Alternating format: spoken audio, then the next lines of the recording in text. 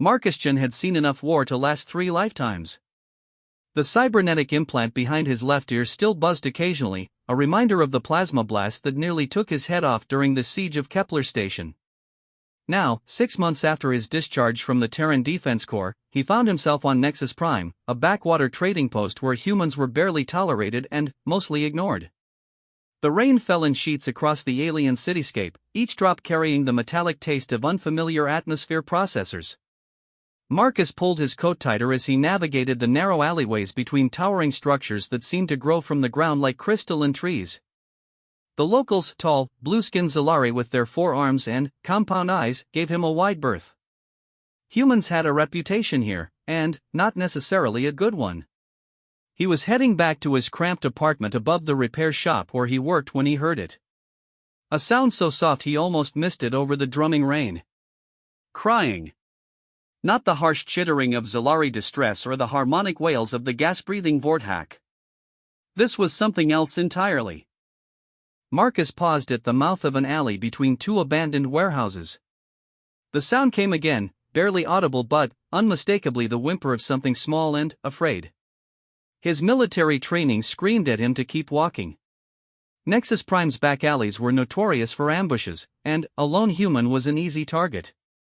But 23 years of service had taught him something else too. Sometimes you had to listen to the part of yourself that refused to walk away. He stepped into the alley, his hand instinctively moving to where his sidearm used to rest. Old habits. The sound grew clearer as he moved deeper into the shadows between the buildings. Definitely crying, but strange. Too high-pitched for human, too rhythmic for most alien species he knew. Then, he saw her. She was huddled behind a massive waste container, barely visible in the dim light filtering down from the city above. At first glance, she looked almost human. A child, maybe 8 or 9 years old by Earth standards, with pale skin that seemed to have a faint luminescent quality. Her hair was white as starlight, hanging in tangled strands around a face that was delicate and eerily beautiful. But, as Marcus crept closer, the differences became apparent. Her ears were slightly pointed, and there was something about the proportions of her face that seemed just off enough to trigger an uncanny valley response. Her clothes were little more than rags, soaked through by the rain. "Hey there," Marcus said softly, crouching down about 10 feet away. He kept his voice gentle, the way he'd learned to speak to traumatized civilians during the war. "Are you okay?" The girl's head snapped up, and Marcus felt his breath catch. Where her eyes should have been, there was only smooth skin. She was completely blind, yet somehow she turned toward him with an accuracy that was unsettling. "Don't hurt me," she whispered in perfect, accented standard. Her voice carried an odd harmonic quality, like 2 people speaking in unison. "Please, I'll be quiet. I won't bother anyone." Marcus felt something twist in his chest. He'd seen enough abandoned children during the war to recognize the signs of long-term abuse and neglect. But this was different. This wasn't just a refugee or an orphan. This child was something else entirely, something that didn't belong on Nexus Prime or anywhere else he could think of. "I'm not going to hurt you," he said, slowly moving closer. "My name is Marcus." "What's yours?" The girl hesitated for a long moment, her head tilting in a way that reminded Marcus of a bird listening for predators. I don't remember my real name. They called me Subject 7. The military part of Marcus's brain immediately went on high alert. Subject designations meant experiments. Experiments meant laboratories. Laboratories in a place like this meant nothing good. "Who called you that?" he asked, settling into a crouch that he could maintain for a while. The rain was soaking through his coat, but he didn't move. Sudden movements would only frighten her more. "The doctors," she said, her voice barely above a whisper. "The ones with the needles and the machines. They said I was special. That I could do things other people couldn't do." Marcus felt a chill that had nothing to do with the rain. "What kind of things?" The girl was quiet for so long that Marcus thought she might not answer. Then, slowly, she raised one small hand. The air around it began to shimmer, and Marcus watched in fascination as raindrops stopped falling in a perfect sphere around her fingers. The water hung suspended in mid-air, defying gravity in a way that made his rational mind rebel. "They wanted to make more like me," she said, letting the water fall. "But they couldn't. So they kept taking things from me. Blood, tissue samples, memories. They said if they couldn't make more, they would at least learn how I worked." The pieces were falling into place in Marcus's mind, forming a picture that made him sick to his stomach. Illegal experimentation was common enough in the outer systems where Terran law was more of a suggestion than a rule. But this was beyond anything he'd encountered during his service. "How did you get away?" he asked. "There was an explosion," the girl said. "A ship crashed into the facility. I think it was an accident, but, in all the confusion, I ran. I'd been hiding ever since." "How long ago was that?" I'm not sure. Time is different when you can't see the sun. Maybe 2 weeks? Maybe longer?" Marcus did quick mental calculations. 2 weeks without proper food or shelter would kill most human children, but she was clearly something else. Something more resilient. "Are you hurt?" he asked. "I mean, besides being blind?" There was no bitterness in her voice, just a matter-of-fact acceptance that broke Marcus's heart. "No. They fixed everything they broke. They needed me healthy for the tests." Marcus made a decision that would change both their lives forever. "Would you like to come with me? I have a place nearby.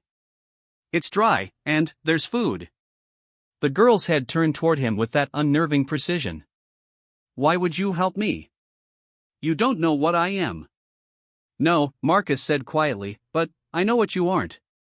You're not an experiment. You're not a subject. You're a child who needs help." For the first time since he'd found her, the girl smiled.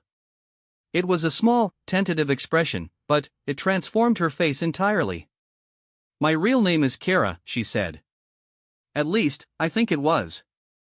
Sometimes I remember things in dreams." "Well then, Kara," Marcus said, standing slowly and extending his hand toward her. "Let's get you somewhere warm." She reached out carefully, her fingers finding his with an accuracy that continued to amaze him. Her touch was warm despite the cold rain, and Marcus could swear he felt a small electric tingle where their skin met. As they walked through the rain toward his apartment, Marcus couldn't shake the feeling that he'd just stumbled into something much bigger than a simple rescue.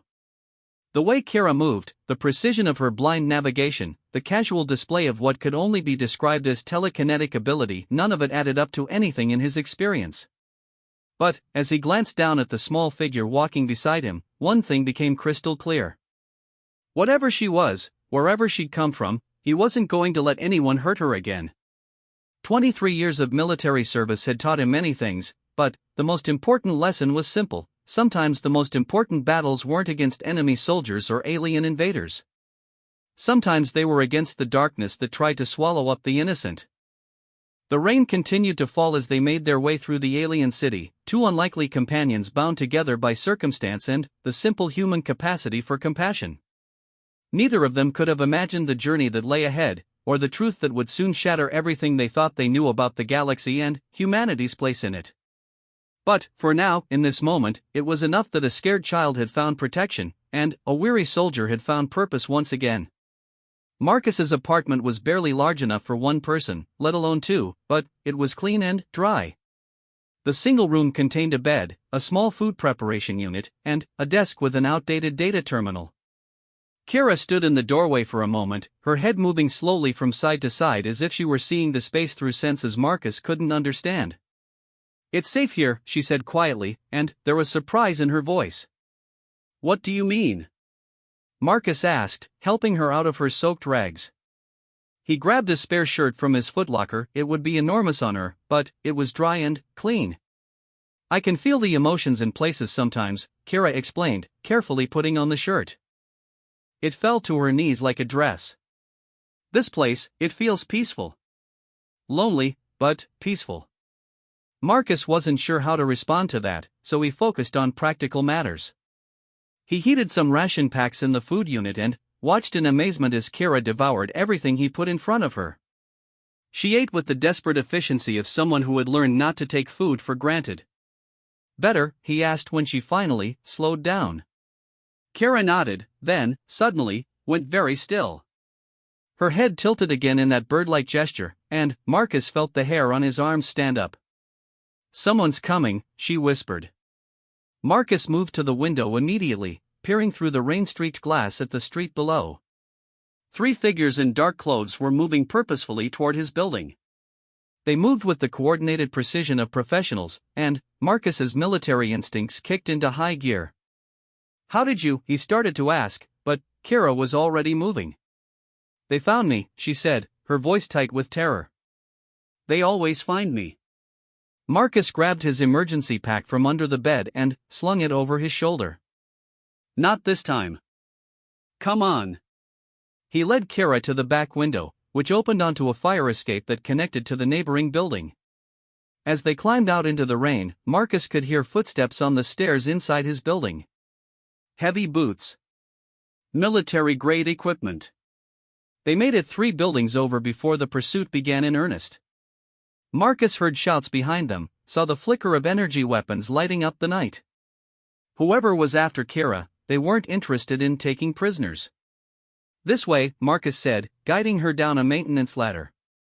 But, as they reached the ground level, figures emerged from the shadows ahead and behind. They were surrounded. "Stay behind me," Marcus told Kira, but she stepped forward instead. "Stop," she said, and her voice carried an authority that seemed impossible for someone so young and small. The pursuing figures hesitated, and Marcus got his first good look at them. They were human, all of them, wearing the kind of tactical gear that suggested corporate security rather than government military. Their leader, a tall woman with cybernetic implants covering half her face, stepped forward. "Subject 7, she said in a voice like cold metal. "Dr. Vega has been very worried about you." "I'm not going back," Kara said, and the rain around her began to move strangely, swirling in patterns that defied the wind. "You don't have a choice, little one," the woman said. "You belong to Helix Corporation. We invested too much in your development to simply let you wander off." Marcus stepped forward, putting himself between Kara and the corporate soldiers. "She's not property. She's a child." The woman laughed, a sound without warmth. "She's a prototype worth more than this entire pathetic planet. Do you have any idea what she's capable of?" "I know she's scared and she's been hurt," Marcus said. "That's enough for me." "How touching," the woman said, raising her weapon. "But, ultimately irrelevant." What happened next defied every law of physics Marcus thought he understood. Kara raised both hands, and, suddenly, every piece of metal in the alley, weapons, cybernetic implants, the very fire escapes they just climbed, began to vibrate with an audible hum. "I said stop," Kara repeated, and this time her voice carried harmonics that seemed to bypass the ears and speak directly to the brain. The corporate soldiers stumbled, clutching their heads. Their weapons fell from nerveless fingers. The woman with the cybernetic face screamed as sparks began to fly from her implants. "Run," Kara whispered to Marcus, but he could see the effort this was costing her. Blood was beginning to trickle from her nose, and her small body was trembling with strain. Instead of running, Marcus scooped Kira up in his arms and sprinted toward the nearest transport station. Behind them, he could hear the corporate soldiers beginning to recover, shouting orders and calling for backup. They caught a cargo transport heading for the outer districts, Marcus using the last of his credits to buy passage. As the vehicle pulled away from the station, he could see search teams spreading out through the area they'd just escaped. "How did you do that?" he asked when they were safely away from immediate pursuit. Kara was curled up against his side, exhausted. "I don't know exactly," she said. "I can feel the patterns in things. Metal, electricity, sometimes thoughts. Dr. Vega said it was quantum entanglement, but I think she was guessing." Marcus felt a chill despite the warmth of the transport. "What else did Dr. Vega tell you?" "She said I was the first successful test," Kara said quietly. "That there had been others before me, but they didn't survive the process." She said I was proof that humans could be improved. The pieces clicked together in Marcus's mind with horrible clarity. "You're human," he said, and it wasn't a question. "I was," Kara said. "Before they changed me. Before they took my eyes and replaced them with something else. Before they rewrote parts of my DNA and filled me with nanites and quantum processors." Marcus felt sick. Human experimentation was supposed to be one of the few lines that even the most corrupt corporations wouldn't cross. The Terran Accords were clear on that point. But, apparently, Helix Corporation had found a way around the restrictions. "They took children," Kira continued, her voice matter-of-fact in the way that only comes from processing trauma. "Orphans mostly. Kids who wouldn't be missed. They said they were giving us a better life." "How many others were there?" Marcus asked, though he wasn't sure he wanted to know the answer. "In my batch? 12. But I was the only one who survived the final phase. The others, the process broke something in their minds. They couldn't handle what they became." Marcus pulled her closer, feeling a rage building in his chest that he hadn't experienced since the war. This wasn't just corporate greed or scientific ambition. This was pure evil, dressed up in medical terminology and research protocols. The transport shuddered to a stop at the outer district terminal, and Marcus helped Kara down onto the platform. The area was rough, full of smugglers and black market dealers, but it was also the kind of place where questions weren't asked and credits talk louder than corporate authority. "We need to get off planet," Marcus said as they walked through the crowded marketplace. "Somewhere Helix Corporation can't reach." "They'll find me eventually," Kira said with the resignation of someone who had been running for too long. "They always do. There's something inside me that calls to them. A tracking system they built into my DNA." Marcus stopped walking. "What kind of tracking system?" "Quantum markers," Kara explained. "Dr. Vega was very proud of them. She said they could follow my trail across light years if they had to." An idea was forming in Marcus's mind, born from years of military experience and desperate creativity. "What if we didn't run?" he said slowly. Kira tilted her head, confused. "What do you mean?" "I mean, what if we went on the offensive? You said you could feel patterns in things. Could you feel them well enough to disrupt them?" Understanding dawned on Kara's face. "You want to go after them?" "I want to make sure they never hurt another child," Marcus said. "And I think you might be the only one who can do it." Kara was quiet for a long moment, considering. Around them, the marketplace buzzed with the commerce of a dozen different species, oblivious to the conversation that might change the balance of power in this corner of the galaxy. Finally, she smiled, the same transformative expression Marcus had seen in the alley, but stronger now. More confident. "Dr. Vega always said I was her greatest success," she said. "Maybe it's time I showed her just how successful I really am." As they disappeared into the crowd, Marcus couldn't shake the feeling that they were about to embark on something much more dangerous than a simple rescue operation. But, looking at the small figure walking beside him, this child who had survived horrors that would have broken adult soldiers, he knew they had a chance. Helix Corporation had created something they thought they could control. They were about to learn just how wrong they were. The information broker known as Whisper Jack operated out of a cantina that smelled like ozone and regret. Marcus had done business with him during the war, trading intelligence for supplies when official channels proved inadequate. If anyone could provide them with the location of Helix Corporation's research facilities, it would be Jack. The Vortex gas-filled breathing apparatus bubbled ominously as Marcus and Kara approached his corner booth. Jack's 6 eye stalks swiveled to focus on them, and Marcus heard the distinctive wheeze that passed for laughter among his species. "Marcus Chen," Jack's voice emerged from his translation unit with synthetic clarity. "I heard you'd retired to the quiet life. This doesn't look quiet." "I need information, Jack," Marcus said, sliding into the booth opposite the alien. Kira sat close beside him, her head moving constantly as she monitored their surroundings through senses Marcus was only beginning to understand. "Information costs," Jack said, though his eye stalks kept drifting to Kira with obvious curiosity. Especially information about corporations that pay well for silence. Marcus placed a small data chip on the table. Everything I made during the Kepler campaign. It's all there. Jack's manipulator arms extended to examine the chip. After a moment, he made another wheezing sound.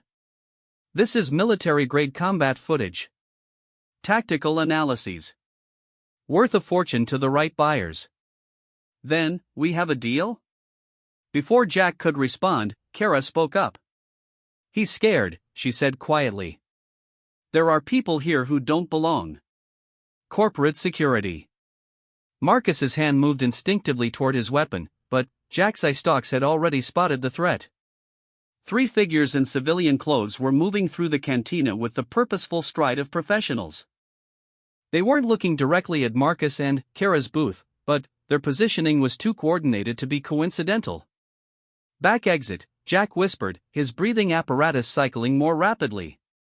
Through the kitchen. Move now.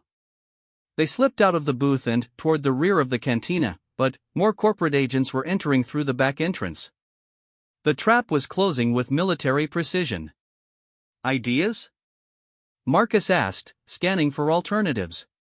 Kara's response was to place her small hands flat against the metal wall beside them.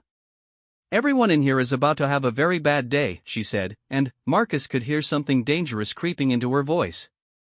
The lights went out first. Then, every piece of electronic equipment in the cantina began to spark and smoke. Alien patrons cried out in confusion as their translation units failed and their breathing apparatus malfunctioned. In the chaos, emergency lighting kicked in, casting everything in hellish red illumination. The drinks, Kara said, and Marcus looked around to see every glass and bottle in the cantina vibrating with increasing intensity. The alcohol began to vaporize, creating a cloud of flammable gas that made the air shimmer. Can you control it? Marcus asked, pulling out a small emergency flare. Just light it, Kara said with grim satisfaction. I'll do the rest. Marcus ignited the flare and tossed it toward the corporate agents.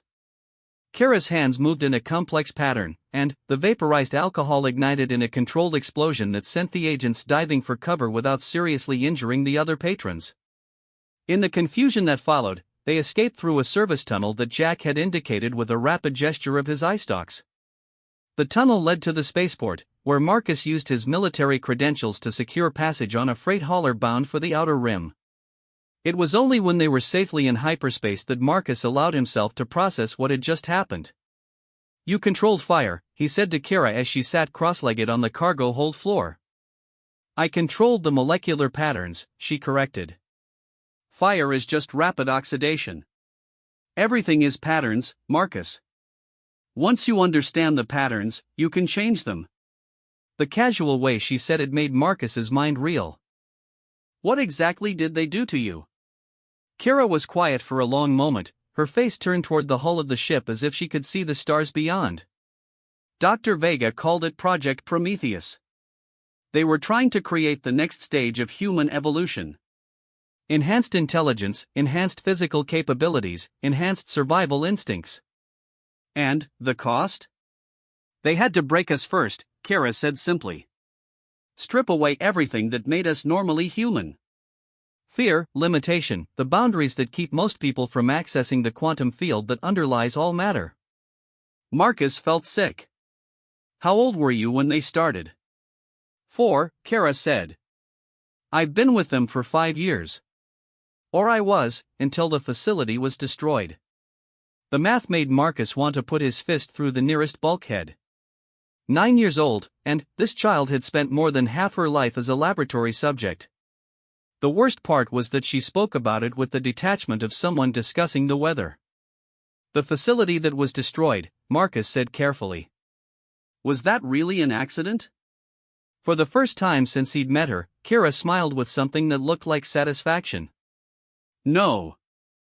That was Subject 6. Tommy. He didn't survive the final phase the way I did, but he didn't die either. He became something else. Something angry. What happened to him? He took control of a supply ship and crashed it into the main laboratory. Dr. Vega called it a psychotic break, but I think Tommy knew exactly what he was doing. He saved me, even though it cost him everything. Marcus was beginning to understand the scope of what they were dealing with. Helix Corporation hadn't just created one enhanced human. They'd created at least two, possibly more, and at least one of them had turned against their creators with devastating effect. Are there others? He asked. Other survivors from earlier batches? I think so, Kara said. Dr. Vega mentioned other facilities. Other projects. She said Project Prometheus was just the beginning. The freight hauler's communications system crackled to life, and Marcus moved to answer it. The captain's gravelly voice filled the cargo hold. Chen, we're dropping out of hyperspace in 10 minutes. Your stop is coming up. Marcus had chosen their destination carefully. Sanctuary Station was an independent research facility in neutral space, run by a coalition of scientists who had broken away from corporate oversight after the Titan incident. If anyone could help them understand what had been done to Kira, it would be the researchers there. As the ship dropped out of hyperspace, Marcus watched through the viewport as Sanctuary Station came into view. It was a massive ring-shaped structure, spinning slowly to provide artificial gravity. Ships of a dozen different configurations were docked at its outer pylons. It feels different here, Kira said, standing beside him at the viewport. Cleaner, somehow. Less afraid. Marcus hoped she was right. Because what they were about to attempt would either give them the tools they needed to fight back against Helix Corporation, or it would get them both killed. The docking process was routine, but Marcus noticed the station's security scanners were more sophisticated than most civilian facilities. When they disembarked, they were met by a tall woman in a lab coat whose cybernetic eye immediately focused on Kira. Dr. Sarah Chen, she introduced herself, and Marcus felt a start of surprise at the shared surname. No relation, she added with a slight smile. But, I understand you have something extraordinary to show us. How did you? Marcus began, but Dr. Chen was already leading them through the station's corridors. Word travels fast in our community, she said. Especially when it concerns unauthorized human enhancement. We've been tracking Helix Corporation's activities for years. They arrived at a laboratory that was unlike anything Marcus had seen during his military service. Instead of cold, sterile surfaces, this space was warm and inviting, with plants growing in hydroponic gardens and soft music playing in the background. We find that fear inhibits accurate research, Dr. Chen explained, noticing Marcus's surprise. If we're going to understand what was done to your friend, she needs to feel safe. Kara moved confidently through the space, her head turning as she absorbed information through her enhanced senses. This is what Dr. Vega's laboratory should have felt like, she said quietly. Over the next several hours, Marcus watched as the research team ran tests that were unlike anything he'd ever witnessed. Instead of invasive procedures, they used non-contact scanners and quantum field detectors. They asked Kara's permission for everything and stopped immediately when she showed any sign of discomfort. The results, when they came, were staggering. She's not just enhanced, Dr. Chen told Marcus as they stood in her office overlooking the main laboratory. Through the transparent wall, they could see Kira working with one of the quantum field generators, her face bright with concentration and something that looked like joy. What do you mean? Marcus asked. I mean, she represents a fundamental breakthrough in human evolution, Dr. Chen said, her voice tight with both excitement and concern. The modifications aren't just technological. They're biological, quantum, and possibly dimensional. Helix Corporation has created something that goes beyond anything we thought possible. And the others? The ones who didn't survive? Dr. Chen's expression darkened. From what we can determine, they tried to force the process. The human mind and body can only adapt to so much change before breaking down. But, your Kira, she adapted. She evolved. Marcus felt a chill of recognition. She's not the end result, is she? She's the beginning. I believe so, yes, Dr. Chen said. And, if Helix Corporation realizes what they've actually accomplished, they won't stop until they have her back. Or until they've replicated the process. Through the laboratory window, Marcus watched Kira manipulate patterns of light and energy with the casual ease of a child playing with toys. She had survived horrors that would have destroyed adult minds, and emerged not broken, but transformed. The question now was whether the transformation would be enough to stop the people who had created her from doing the same thing to other children. The answer, Marcus suspected, was about to determine the future of human evolution itself. 3 weeks at Sanctuary Station had transformed Kira in ways Marcus hadn't expected. Working with researchers who treated her as a person rather than an experiment had unlocked capabilities that even the Helix scientists hadn't discovered. She could now manipulate quantum fields with precision that bordered on miraculous, and her understanding of the universe's fundamental patterns had grown exponentially. But the peace couldn't last forever. "They're coming," Dr. Chen announced as she burst into the main laboratory where Kira was demonstrating her ability to phase shift small objects through solid matter. "Helix Corporation. They've found us." Marcus moved immediately to the observation windows, where he could see a massive corporate dreadnought dropping out of hyperspace near the station. Its weapon systems were already powering up, and smaller assault craft were launching from its bays. "How many?" he asked, falling back into military patterns of thought. "Too many," Dr. Chen replied. "But that's not the worst part. Our long-range scanners are detecting something else. They're not just here for Kira." "What do you mean?" Dr. Chen activated a holographic display that showed the corporate ship in detail. "Look at the medical bays. They're configured for transport of multiple subjects.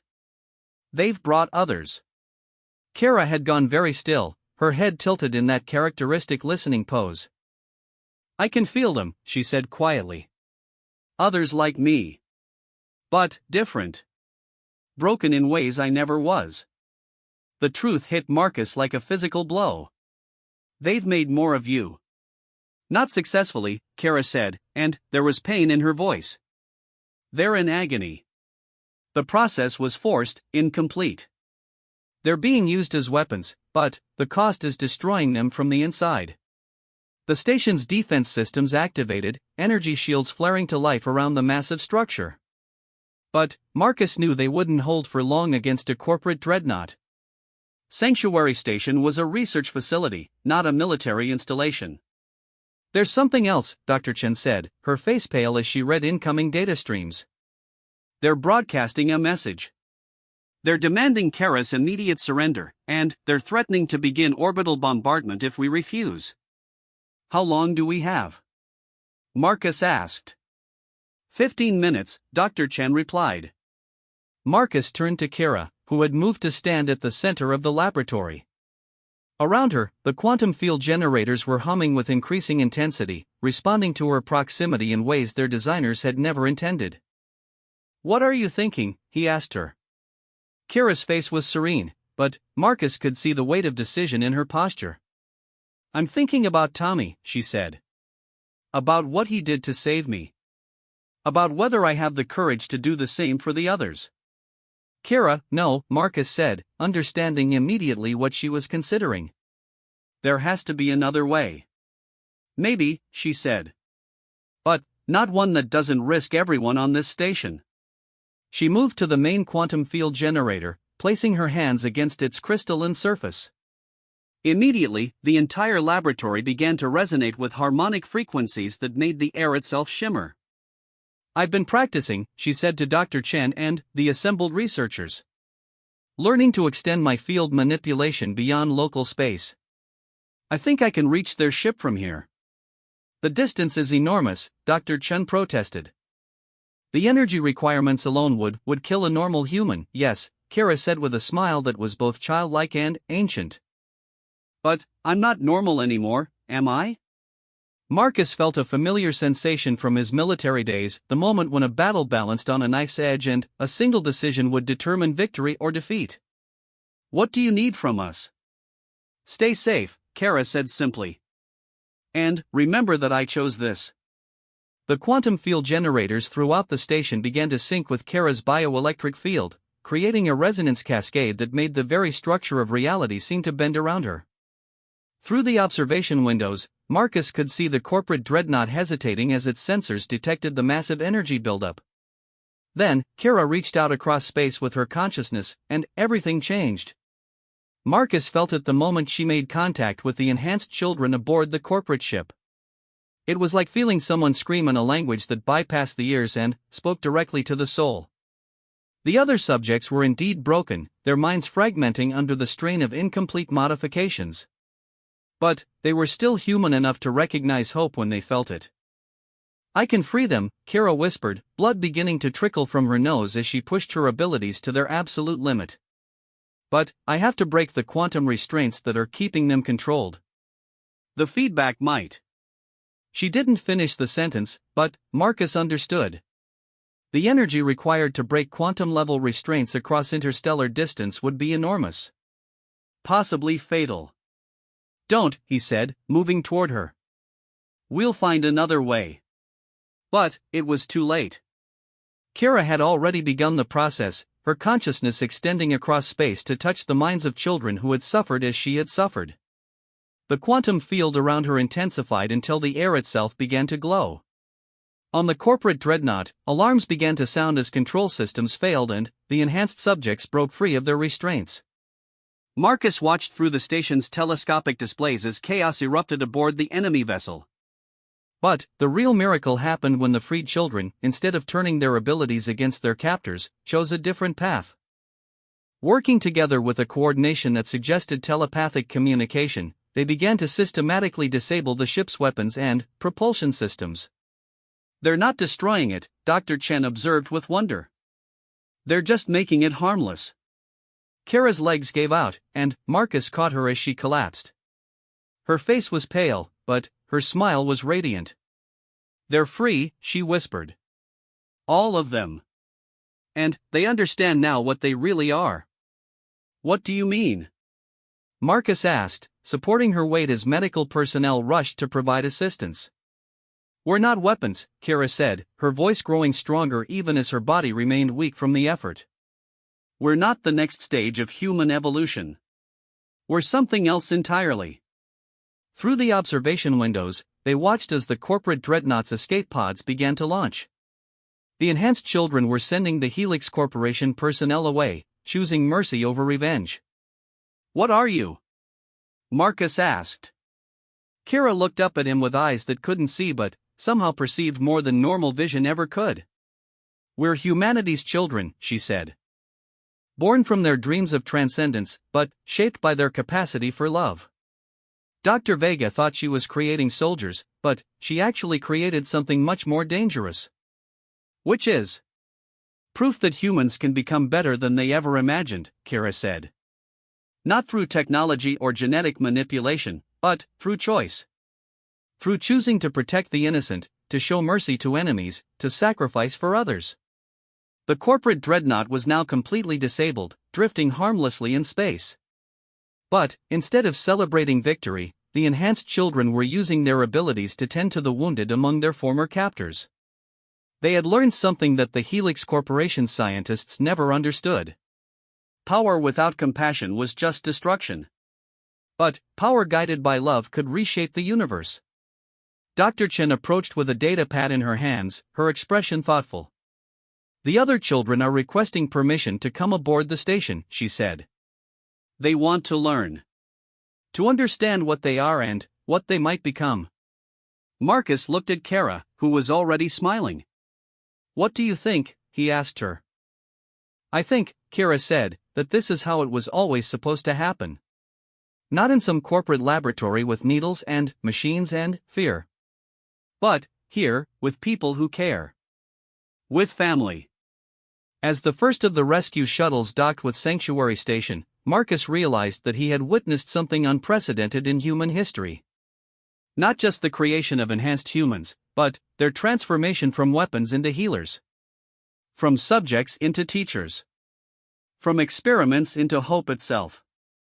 The children who emerged from the shuttles were damaged, traumatized, and still learning to control abilities that defied conventional physics.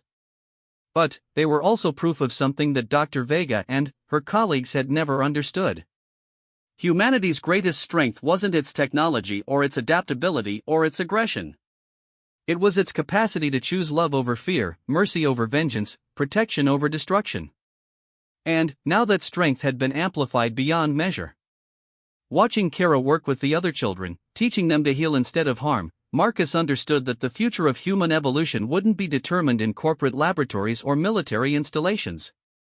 It would be determined by choices made by children who had suffered the worst that humanity could inflict, and had chosen to respond with the best it could offer. The galaxy was about to discover that when you tried to turn human children into weapons, sometimes you accidentally created angels instead. And angels, Marcus reflected as he watched the rescued children laugh together for perhaps the first time in their lives, were far more dangerous to evil than any weapon ever forged. The corporate scientists had sought to create the next stage of human evolution. Instead, they had created something infinitely more precious, living proof that evolution and love were not opposing forces, but the same force expressed in different ways. The future, Marcus realized, was going to be very interesting indeed.